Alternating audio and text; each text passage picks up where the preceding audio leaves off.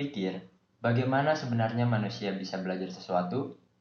Mengapa seorang anak bisa tahu bahwa api itu panas? Atau mengapa kita bisa terbiasa bangun setiap kali mendengar bunyi alarm? Semua itu bukan kebetulan. Ada proses tertentu di balik bagaimana manusia membentuk perilaku dan kebiasaan. Sejak dahulu, para ahli pendidikan dan psikologi berusaha memahami bagaimana manusia belajar. Salah satu teori yang paling berpengaruh dalam sejarah pendidikan adalah teori belajar behavioristik.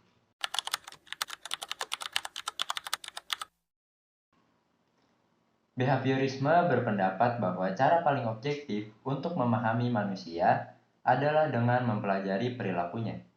Apa yang bisa dilihat, diukur, dan diamati. Dengan kata lain, belajar dipandang sebagai perubahan perilaku yang terjadi karena adanya pengaruh dari lingkungan. Dalam video ini, kita akan membahas bagaimana manusia belajar menurut teori behaviorisme, siapa tokoh-tokohnya, bagaimana proses belajar terjadi menurut pandangan ini, serta bagaimana penerapannya dalam dunia pendidikan.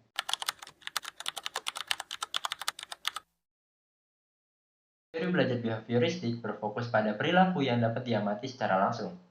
Menurut pandangan ini, belajar dianggap sebagai perubahan perilaku yang terjadi akibat adanya hubungan antara stimulus atau rangsangan dan respon atau reaksi. Tokoh-tokoh utama dalam teori ini antara lain ada John B. Watson, Ivan Pavlov, dan juga B.F. Skinner. Watson menekankan bahwa psikologi harusnya mempelajari perilaku yang dapat diamati, bukan pikiran yang abstrak. Sementara itu, Pavlov melalui eksperimen dengan anjingnya menemukan konsep classical conditioning, yaitu proses belajar melalui pembiasaan antara stimulus dan respon. Kemudian, Skinner mengembangkan konsep operant conditioning, yaitu menjelaskan bahwa perilaku manusia dapat dibentuk melalui pemberian penguatan atau reinforcement maupun hukuman ataupun punishment.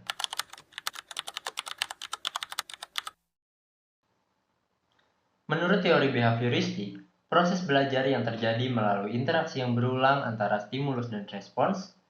Ketika suatu perilaku diikuti oleh hasil yang menyenangkan, perilaku tersebut cenderung diulang. Sebaliknya, jika diikuti oleh konsekuensi yang tidak menyenangkan, perilaku itu akan berkurang. Misalnya, seorang siswa yang mendapatkan pujian setelah menyelesaikan tugas tepat waktu akan terdorong untuk terus disiplin. Ini merupakan contoh dari penguatan positif. Sebaliknya, jika siswa ditegur karena tidak mengerjakan tugas, maka hal tersebut dapat menjadi bentuk penguatan negatif atau hukuman yang mendorong siswa untuk tidak mengulangi kesalahannya. Dengan demikian, menurut behaviorisme, belajar bukanlah proses memahami ide abstrak, melainkan proses membentuk kebiasaan melalui pengalaman yang berulang.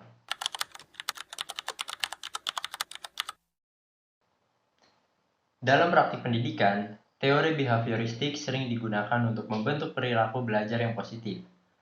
Guru dapat memberikan reward atau penghargaan seperti pujian, nilai tambahan, atau tanda bintang kepada siswa yang menunjukkan perilaku baik. Pemberian penguatan seperti ini mampu meningkatkan motivasi belajar dan memperkuat kebiasaan positif. Selain itu, guru juga dapat menerapkan pembiasaan melalui rutinitas kelas seperti jadwal belajar yang konsisten atau aturan yang jelas, agar siswa terbiasa dengan perilaku yang diharapkan.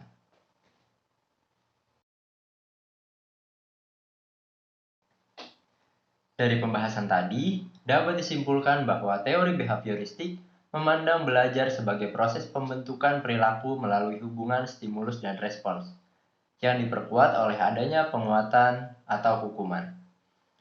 Dengan memahami teori ini, pendidik dapat merancang strategi pembelajaran yang membantu peserta didik membentuk kebiasaan positif dan meningkatkan disiplin belajar. Demikian penjelasan singkat mengenai bagaimana manusia belajar menurut behaviorisme. Semoga video ini dapat menambah pemahaman Anda tentang teori belajar dalam dunia pendidikan.